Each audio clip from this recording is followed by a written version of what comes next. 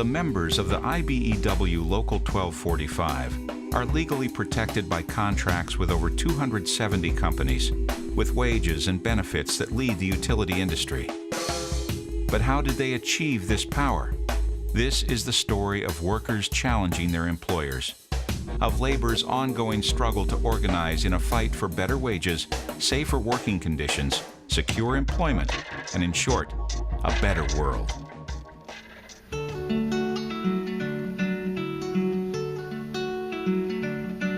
In 1907, IBEW Local 151 declared strike against companies in three major industries: street railway, telephone, and electric utilities.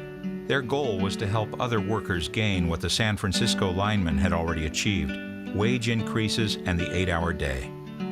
The most ferocious battle was at United Railroads, which was still denying the 8-hour day to the street carmen. Company President Patrick Calhoun refused to bargain. On May 4, 1907, the street carmen gathered in the Central Theater to determine a course of action. When President Wolf of IBEW 151 pledged his union's full support, the cheering was loud and prolonged. The street carmen voted to begin the strike on Monday morning, May 6th. Calhoun again hired James Farley to recruit an army of strikebreakers. When the street carmen didn't show up for work on Monday, Calhoun issued an ultimatum: return on Tuesday or be fired. The next day, 40 scabs armed with heavy caliber revolvers took control of the streetcars and rolled them into service. The streetcars were met at every turn by masses of angry citizens. Kids on the street threw rocks. Masons atop buildings hurled bricks and timbers and anything else that came to hand. The scabs operating the cars responded with gunfire. When they came to an improvised roadblock and could go no further, the scabs fled the car, firing their guns into the crowd. Union men commandeered the empty cars and crashed one of them into a car barn housing the strikebreakers. The scabs inside retaliated by firing a volley of bullets into the crowd of men, women, and children gathered on the street outside. All told, 4 people were fatally wounded that day. Nearly 24 more were injured. The day came to be known in labor history as Bloody Tuesday. On the third day of the strike, San Francisco police took charge. 20 officers in cars, on foot, and on horseback escorted the scabs as they ran the cars. After the previous day's carnage, no one tried to stop them. But at the intersection of Hayes and Masonic, the streetcars were halted by 3 members of IBEW Local 151, John Riley, William P. Hannon, and an unidentified third man. These linemen had positioned their horse-drawn repair wagon directly on the tracks. The police moved in. A mounted officer whipped the lineman's horse off of the tracks, but the lineman pulled it back on. The officer then turned his whip on the linemen themselves and lashed Riley in the face.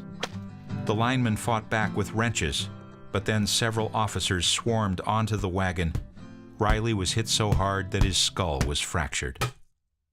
31 people died in the 1907 streetcar strike. Over 1,100 were injured. Outmatched by Calhoun's extensive resources, the strike would later collapse, but at the moment, city leaders feared a complete breakdown of the social order. And no wonder, thousands of workers were on strike. Governor James Gillette was readying the National Guard.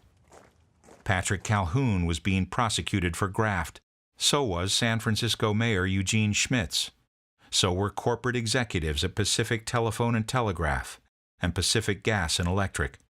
To reduce tensions, the San Francisco Labor Council formed a peace committee. These labor leaders urged the linemen of IBEW 151 to keep out of the strike at United Railroads, as well as a strike by telephone operators at PT&T. Popularly known as the Hello Girls, these operators faced increasing workloads, shorter lunch breaks, and PT&T's flat-out refusal to bargain with them. IBEW linemen at PT&T were ready to strike in solidarity with the operators, but IBEW Grand President Frank McNulty rushed in from Illinois and ordered the linemen to honor their existing labor agreement with the phone company. But the linemen were more interested in honoring the strike by the telephone operators. When IBEW 151 declared a sympathy strike against PT&T, Grand President McNulty revoked the local's charter and created Local 564 to replace Local 151. The linemen were furious, but many of them eventually accepted defeat and returned to work. Many of the Hello Girls lost their jobs and were never rehired. Despite losing 2 strikes and their IBEW charter during this long, hot summer of 1907, Local 151 members joined their fellow linemen in yet another strike that fall. Members of Local 151 in San Francisco walked off the job at City Electric in solidarity with hundreds of other linemen from Sacramento to Reno who were striking the same company. After 4 days, the manager caved and granted all of the linemen's demands, including the 8-hour workday with overtime pay. Although the linemen did not achieve all of their goals, these sympathy strikes carried out by Local 151 in 1907 were critical to the future of the union. They affirmed the principle of solidarity, taking action with workers of different genders, industries, and geographical regions. Grand President McNulty accepted the linemen of Local 151 back into the IBEW on the condition that they dissolve Local 151 and merge with other locals. The linemen had little choice but to go along if they wanted to keep working. Meanwhile, Patrick Calhoun's criminal schemes were coming back to bite him. He was indicted by a grand jury investigating his bribery of city supervisors. And he wasn't the only one. While members of IBEW 151 were taking big risks to gain better wages and working conditions, executives at those companies were bathing city officials with big bribes. The grand jury ultimately brought charges against top executives at Local 151's top employers, United Railroads, Pacific Telephone and Telegraph, and Pacific Gas and Electric. And it was PG&E who would soon test the union's internal resolve and even its very survival.